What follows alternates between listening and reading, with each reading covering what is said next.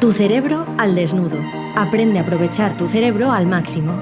Con el neurocirujano Osman Salazar y el emprendedor Ignacio Verges. Puedes conocerles mejor en tucerebroaldesnudo.com.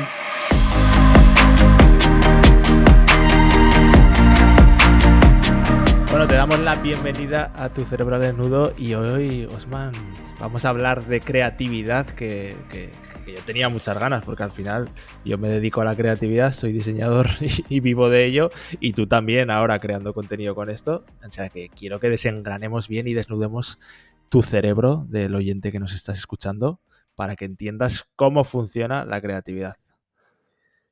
La creatividad es una especie así de orgía cerebral, para que nos entendamos. Y lo digo sin acritud, porque la creatividad es la relación mutua de múltiples mecanismos cognitivos que pareciera que están divorciados entre sí. Cuando convergen, cuando se conectan, es que entonces surge algo creativo. Y para que algo sea creativo, tiene que tener dos características fundamentales. Tiene que ser original, es decir, tiene que ser nuevo, y tiene que ser útil. De nada sirve que crees algo novedoso y original si no sirve absolutamente para nada. Y no solamente aplica al sector de los negocios, por ejemplo, en la ciencia se debe ser creativo, o el arte, el hecho de inducir en alguien esa experiencia estética es una utilidad en sí misma. Así que la creatividad es la conexión de distintos mecanismos cerebrales que usualmente no suelen estar conectados de esas maneras. Vale, pero aquí para empezar por el principio, lo que nuestros oyentes y yo nos estamos preguntando es creativo. ¿Se nace o se hace? Es decir, porque hay mucha gente que dice, yo es que no soy creativo. Claro, pues sin embargo, tengo un amigo que, joder, es que ese es súper creativo, pero claro, yo no puedo ser creativo porque no soy. ¿Se nace o se hace? Se nace siendo creativo. Los niños son creativos por naturaleza. Pero Esa todos. capacidad. Sí, pero un niño es capaz de imaginar que una piedra se convierte en un cohete. Y de hecho tú ves a un niño con una pieza de cartón, de papel, de madera, y piensa que es un coche, piensa que es un autobús, piensa que es un avión, piensa que es un personaje de ficción, etc. Hasta los sonidos. Si te das cuenta, los niños reproducen los sonidos, intentan emular lo que está a su alrededor. Y a medida que nos vamos involucrando en cómo funciona el mundo y nos vamos enterando de cómo funciona, vamos acomodándonos a esa receta que la sociedad ha hecho para nosotros, para que todos seamos el pastel del mismo sabor. Y es ahí donde perdemos la creatividad, pero es innata, la traemos todos. Incluso niños con ciertos déficits de aprendizaje o con algunos problemas de relación, como los niños autistas, desarrollan unas actividades creativas más específicas, eso sí, no tan generales, pero siguen siendo creativos. Por lo tanto, la creatividad es innata, es intrínseca al ser humano. Vale, es intrínseca cuando nacemos, pero es verdad que luego hay gente que quizás no la practica tanto y la va perdiendo. Entonces, dentro ya internamente, si nos ponemos a desnudar el cerebro mío, de nuestros oyentes y el tuyo, ¿hay alguna diferencia? ¿Se dice que la creatividad está en el hemisferio izquierdo? ¿Eso es verdad o es un mito? ¿Hay alguna parte del cerebro que cambie cuando desarrollas la creatividad? De hecho, la creatividad suele asociarse más al hemisferio derecho, porque se asocia que el izquierdo es el racional, el de la lectura, el de las matemáticas. Algo de cierto hay. Eso es algo de cierto, pero no es completamente cierto que en el hemisferio derecho está toda la creatividad, no. Porque la creatividad es la conexión de distintas áreas del cerebro que usualmente no están conectadas de esa manera. Por lo tanto, todo el cerebro es creativo. Lo que sucede es que el hemisferio derecho se encarga de lidiar más con la novedad. El hemisferio izquierdo se encarga de lidiar más con el reconocimiento de lo que ya se sabe. Pero necesitas ambas para ser creativo, porque es imposible crear algo completamente nuevo sin ninguna base, aparte que no serviría de absolutamente para nada, no es posible. El conocimiento viejo, vamos a decir así, es lo que da lugar al conocimiento nuevo. Y lo que hace que algo nos dé el de la creatividad es su originalidad, es decir, que sea novedoso, y su utilidad, que alguien lo encuentre útil, que le encuentre un valor y que lo pueda aplicar. La fusión de estas dos características es lo que hace que algo sea creativo. En otras palabras, el hecho de que la creatividad esté en una zona del cerebro concretamente es un mito. Es la forma en la que está conectado el Vale, cerebro, que es diferente. vale. Y se puede coger, supongo, fluidez para conectar esas diferentes partes del cerebro a medida que desarrollas la creatividad. Quiero decir, una persona que quizás sienta que no es creativo porque ha perdido esa creatividad de niño con el que todos nacemos, puede ser porque, claro, se ha ido dedicando a otras cosas, no le ha prestado atención, no la ha desarrollado y ahora nota como que le cuesta. A lo mejor es porque esas conexiones están un poco oxidadas o algo así, ¿o qué? Exacto. Aquí acabas de tocar un término que se llama el potencial creativo. ¿Y qué es eso? Como su nombre indica, es, dadas las conexiones de un cerebro, qué tan probable es de que produzca cosas novedosas y útiles. Y aquí vienen las experiencias a las que estemos sometidos. Si somos únicamente estimulados en un aspecto tan pequeño de la realidad, es decir, solo hacemos una cosa y no hacemos nada más, a lo mejor podemos ser creativos en esa pequeña cosa, pero es poco probable. Es poco probable porque nuestro cerebro está siempre estimulando las mismas zonas. Entonces, a lo que refieres es, ¿qué diferencia una persona con más potencial creativo de otra? Tres cosas.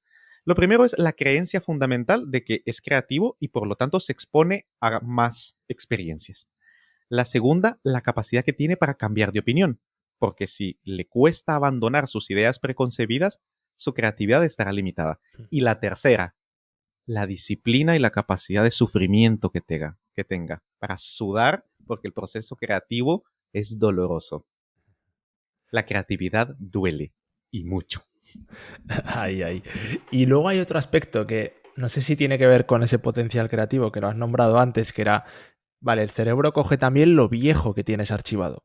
Y esto explica por qué realmente tú miras a un artista, a un pintor, que es, digamos, lo que todos pensamos por creativo, aunque no tiene nada que ver, luego desmontaremos estos mitos. Pero bueno, tú piensas, ¿cómo empieza cualquier artista? ¿Cómo empieza Picasso? Siempre empiezan por representar a los antiguos, por representar a los artistas de antes. Empiezan copiando. Entonces es como que estudiando el pasado van llenando su cerebro de más documentación, de más conocimiento y luego es como que tienen más cosas que conectar. Entonces Exacto. ahí puede estar un poco la clave también, que cómo de cargada tengas tu base de datos del cerebro influye en ese potencial. Absolutamente. De hecho, hay una frase que se le atribuye al gran Pablo Picasso y es, los buenos artistas copian, los mejores roban directamente. Sí, sí, sí. Pero no solo plagian. La palabra robo es lo interesante, no es plagio, porque plagio es robar y ponerle tu nombre a algo que es de alguien más, mientras que robar es robar múltiples ideas, amasarlas y combinarlas en algo nuevo, en algo único. Y en este aspecto, sí, el cerebro entra en tiene dos modos, tiene múltiples redes, esto lo hemos hablado.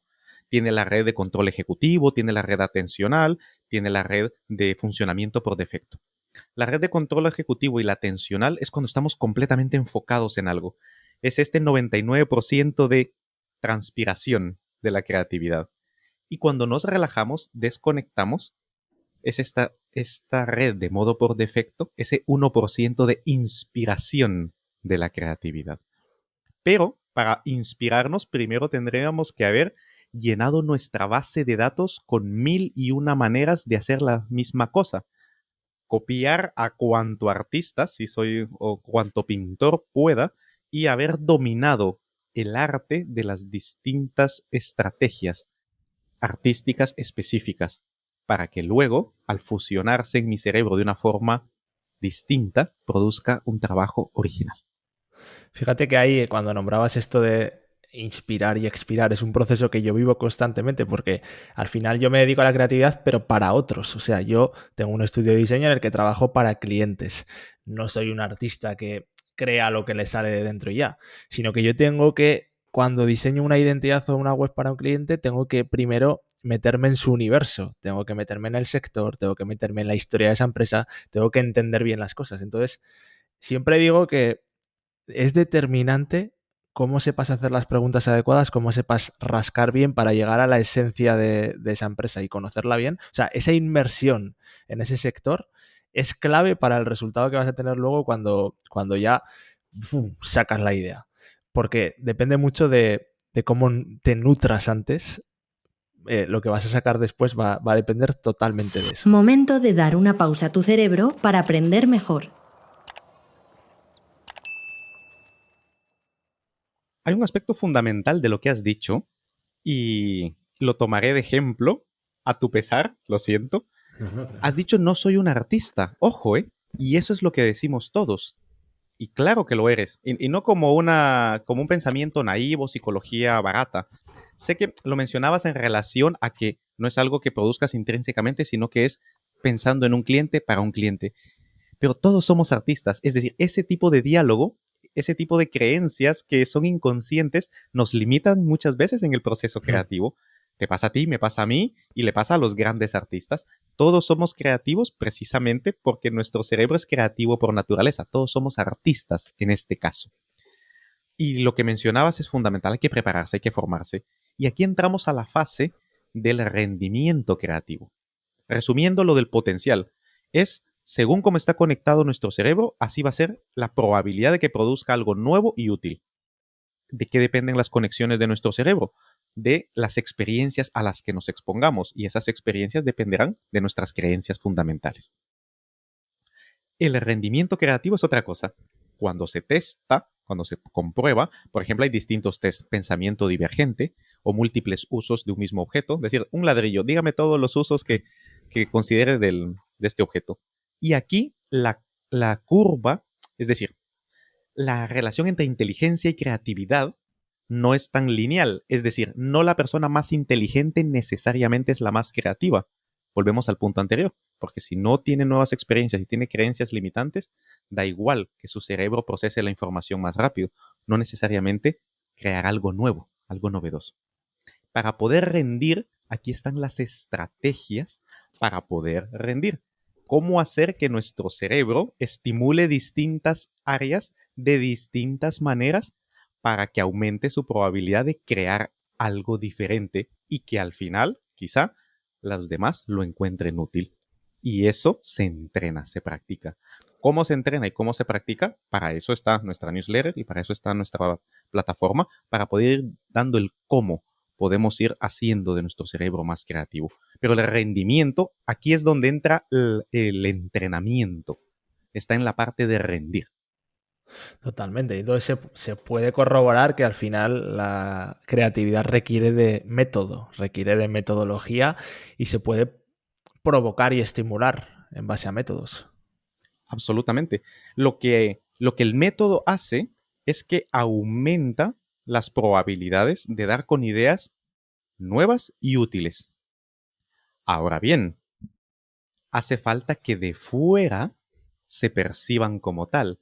Y aquí hablamos de un concepto que está dentro del aspecto del rendimiento creativo que se llama la percepción creativa. De hecho, muchos de los artistas no fueron considerados creativos en su tiempo, se murieron y hasta después es que dio bombo su producto. Músicos, por ejemplo, Johann Sebastian Bach, por ejemplo. Van Gogh. Van Gogh tuvo notoriedad hasta tiempo después de estar muerto. Sí, sí, sí. Entonces, no necesariamente la producción creativa, el rendimiento, va a estar alineado con la percepción creativa, lo que la sociedad interpreta como tal. El método y el entrenamiento lo que hace es aumentar las probabilidades de que haya un product market fit, que lo que hagamos y lo que la gente toma como valioso concuerde. Y en esa línea es en donde nos movemos a la hora de ser creativos. Sí, porque yo creo que ahí también entra un poco ya el debate de diferencia entre creatividad e innovación, que no es lo mismo. Porque obviamente la creatividad es la capacidad del ser humano de crear algo novedoso, pero la innovación es cuando ya eso no existía antes y además consigues que tenga un impacto en la sociedad y que se compre y se pague por ello o tenga un impacto de alguna manera. Totalmente, totalmente.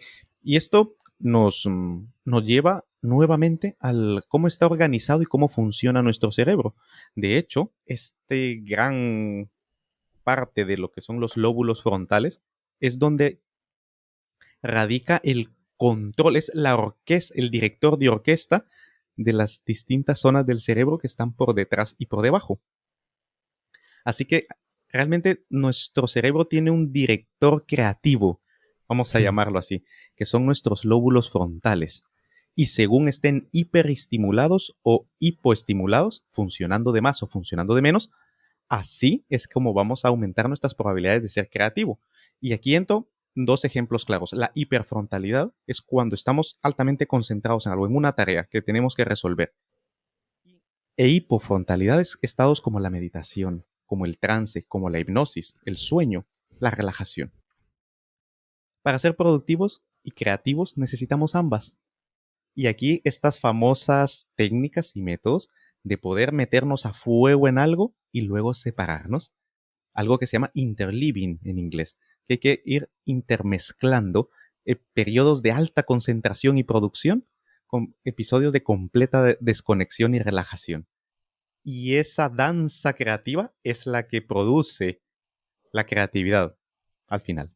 ¿Qué es lo que te pasa a ti? Aquí nuestro querido gurú del cerebro Osman le pasa eso, de repente empieza a descargar contenido en la herramienta que nosotros tenemos ahí del proyecto, y que eres incapaz de absorber todo lo que este tío produce, y luego de repente tiene unas semanas de desconexión que dices, bueno, ahora Osman no escribe nada, claro, porque vas así, ¿no? A bandazos.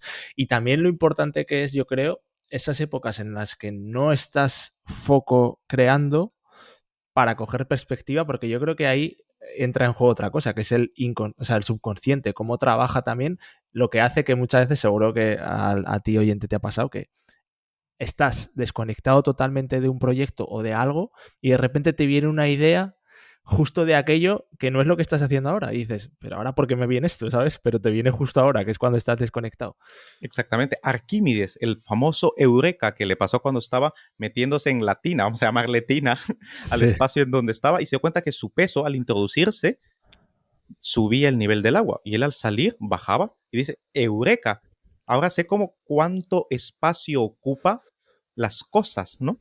Y así fue que descubrió el principio de flotabilidad y aprendió a medir la relación entre la masa y el volumen. Newton, de ponerse a pensar cuando ver caer la manzana, que no le cayó en la cabeza, eso es un mito, que lo que hace que la manzana caiga y la luna se mueva alrededor del sol, de la Tierra, perdón, son los mismos mecanismos, el mecanismo de la gravedad. Que el tiempo y el espacio son una misma red, Albert Einstein, etc. La creatividad al final se produce en estos momentos, pero porque esta gente estuvo machacándose y machacándose en el problema durante horas y horas y horas, pero tuvo también la capacidad de desconectar. Y repito, es esa interacción entre episodios de concentración absoluta y disciplinada con desconexión también total. Bueno, así que para ir concluyendo ya, Osman, ya hemos sacado si alguien dudaba estaba escuchando este podcast pensando yo no soy creativo, creo que ya, después de lo que te ha dicho Osman, esa idea ya está sacada de la cabeza. Vamos a hacer un poco un resumen ya de cómo funciona ese cerebro creativo y así vamos cerrando. Por supuesto. Voy a decir últimos dos aspectos que es importante tener en cuenta porque nos van a pasar. Como referías tú, la montaña rusa del emprendedor, que a veces estamos arriba y otras veces abajo, la creatividad también nos juega pasadas. A veces estamos en explosión creativa, esa fase mánica en la que le envío a Ignacio una serie de ideas y productos que no se sabe muy bien dónde puedan encajar. Y luego está la parálisis creativa, la página en blanco, ese bloqueo creativo. Son los dos extremos y son parte del proceso. Este es el punto. No son errores, no son fallos, son parte del proceso. Entonces, resumiendo, ¿qué es la creatividad? La creatividad es la conexión de distintas áreas del cerebro de distinta manera, orientadas a un objetivo concreto que produce algo nuevo, original y útil. Esto se divide en potencial creativo, rendimiento creativo y logros creativos. El potencial es este estado de conexión de nuestros cerebros que aumenta la probabilidad de producir algo creativo. El rendimiento creativo es la prueba en campo de que podemos ser creativos, como encontrar distintos usos para un mismo objeto o producir distintas ideas. Y los logros creativos dependen, uno, de rendir creativamente bien y también de la percepción que tiene la sociedad de nuestra creatividad. Es decir, de que nuestra idea esté ajustada al tiempo y el espacio que le corresponde. La parte del rendimiento se entrena y nuestro cerebro entra en dos modos distintos de funcionamiento. Uno altamente enfocado, en donde está la red de control ejecutivo y la red atencional, y otro de relajación y distracción, donde está la red de funcionamiento por defecto. Y esta interacción entre estos dos modos de funcionamiento de nuestro cerebro producen distintas conexiones que dan lugar a ideas creativas. Bueno, pues ahí queda eso. Yo creo que ya tenemos algo más de claridad acerca de la creatividad. Esperamos que te haya sido útil todo lo que te ha mencionado Osman aquí. Te animamos, como siempre, a que te suscribas a tucerebraldesnudo.com para recibir esos chutes de cerebrina diaria, que además en muchos de ellos tocamos el tema de la creatividad, contando anécdotas, contando historias, contando cosas de nuestro cerebro para que sepamos cómo podemos hacer que sea más creativo, y tantas otras cosas que nos ayudan en nuestro día a día. Te la lees por la mañana, 7:30, con tu café, te levantas, oye, 1 minuto y ya afrontas el día cogiendo tu cerebro un poco más y teniéndolo más controlado. Así que te animamos, tucerebraldesnudo.com. Esperamos que hayas disfrutado y nada, Osman, a la semana que viene más podcast. A la semana que viene, más y mejor. Y recuerda, si no controlas tu cerebro, este te controla. ¿Te ha gustado este podcast? Compártelo, igual puedes ayudar a alguien. Y para dar el siguiente paso, suscríbete a nuestra lista de correo en tucerebraldesnudo.com. Recuerda, si no controlas tu cerebro, este te controla a ti.